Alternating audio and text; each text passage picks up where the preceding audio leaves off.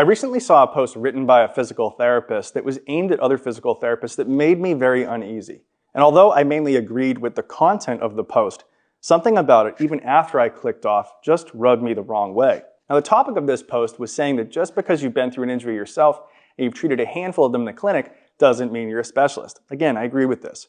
And the post went on to give some really good criteria that might indicate you are a specialist, such as having a clinical specialty that relates to that injury, teaching about the topic in an accredited program, or seeing a very high volume of those cases in the clinic. Otherwise, you probably shouldn't brand yourself as a specialist in that injury. Now, first of all, there's a question as to whether these criteria actually make sense, and I believe there's some nuance here, but again, this is not what bothered me. What bothered me is that this type of post is unlikely to have any positive real-world effect. It's like when people talk about the concept of toxic masculinity. It's mainly a virtue signal to the in-group or tribe, but unfortunately, the exact people who need to heed the message won't care at all, and the exact people who will be hurt by receiving it will. A lot of physical therapists out there struggle with imposter syndrome.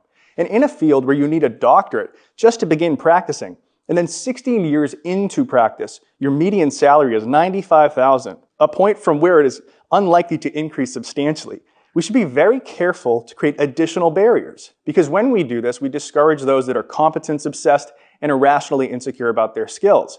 And in doing so, we leave the landscape wide open for overconfident and underqualified non-rehab providers to then brand themselves as injury specialists.